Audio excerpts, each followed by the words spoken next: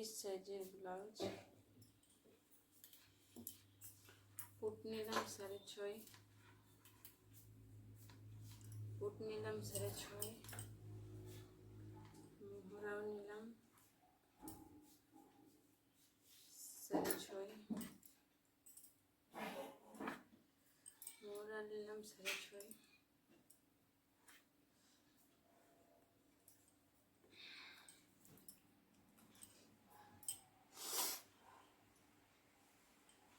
Princess কাটের shape দিলাম 10.5, এখানে নিলাম 4,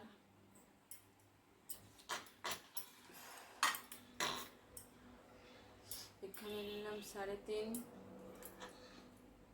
এখানে নিলাম 2, এখানেও নিলাম 2। তারপরে এটাকে এইভাবে করে শেপ দিয়ে দিলাম। কাটা এটা 1 ইঞ্চির মতো বেশি নিতে হবে। তারপরে এখানে আগেই নিবা, তারপরে এটার সঙ্গে শেপ করে ছেটে দিতে হবে। আমি ছেটে দিয়েছি। তারপরে সমান সমান করে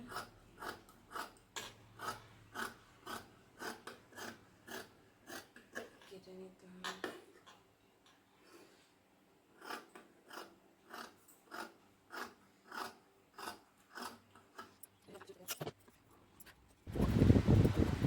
তারপরে এটাকে খুলে নিবা ভালোভাবে। আর সোজা পাটে গলার শেপ দিতে আমি ভুলে গেছিলাম, এখন শেপ দিয়ে দেবা। গলার লেন্থ নিয়েছিলাম আমি 3.5, আর মানে চৌড়াতে 3.5 আর লেন্থে 6.5 মধ্যে একটা সুন্দর থেকে ডিজাইন। তারপরে স্টিচ করতে ধরে নিলাম। এটা হাতের ব্লাউজ। প্রিন্সেস কাটে যখনই সেলাই করো প্রথম নিচে থেকে সেলাই দেবো। উপরে 1/2 ইঞ্চি ছোটোগুলো হতে পারে, কোনো ব্যাপার না, হয়তো আবার কোনো ব্যাপার না। সবসময় নিচে থেকে সেলাই দেবো। উপরে 1/2 ইঞ্চি ছোটো বড়ো হলে ওটা কেটে শেপ দিয়ে দেবো, অসুবিধা কিচ্ছু হবে না।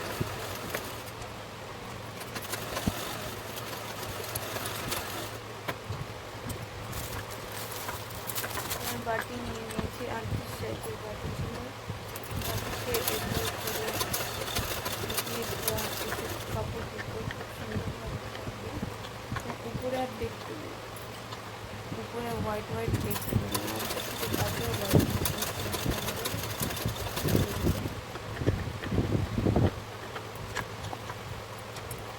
এইভাবে করলে খুব সুন্দর হয়। এটাকে মুড়ে ভালোভাবে চারদিক করে সামনে দিকে লেন্থে 2.5 লেন্থে আমি দিয়েছি। বাটিকে এইভাবে উপর সাইড থেকে না, একটু পেটকে এই সাইড থেকে বসাতে হবে। বাকিটা সময় দিয়েছি।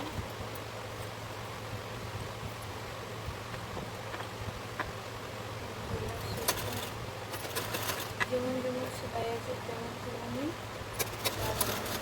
সেলাই করবো, কোনো মানে এক্সট্রা কিছু করবো না। সেলাইভাবে সেলাইটা আমি এর মধ্যে দিতে পারছি, তোমরা চাইলে দিতে পারো, কোনো ব্যাপার না। এটা কাপড় ওর ছিল, ওর কাপড় এমনিতে একটু আলাদা আলাদা মোটামোটা থাকে আর বসে না থাকে। ওর ছিল বলে আমি জাস্টিং দেয়নি, না তো আমরা দেয় না, সিম্পল কাপড় থাকলে বসে না।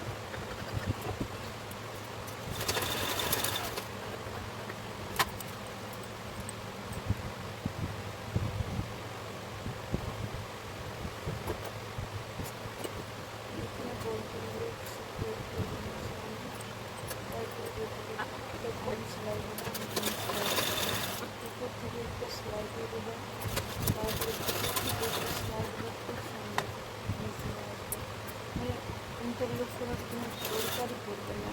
এইভাবে উপর থেকে একটা সেলাই দিয়ে দিবেন আর তারপরে উপর থেকে এখানে সেলাই দিয়ে দিয়েছি। খুব সুন্দর ফিনিশিং আসছে। এক্সট্রা কাপড় তুলে দিয়ে দিতে।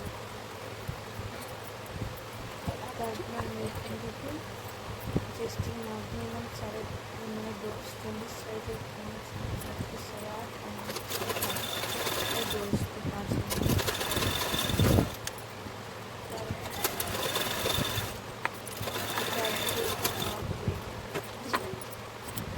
তারপরে মেন দিকে আমার 34.5 কোমরে 8.5 ছিল। মানে 34কে 4 দিয়ে ভাগ করলে 8.5, 40কে 4 দিয়ে ভাগ করলে 10, আর হাতের 2 দিয়ে ভাগ করতে হবে 10 হাতে 5 দিলাম। এটা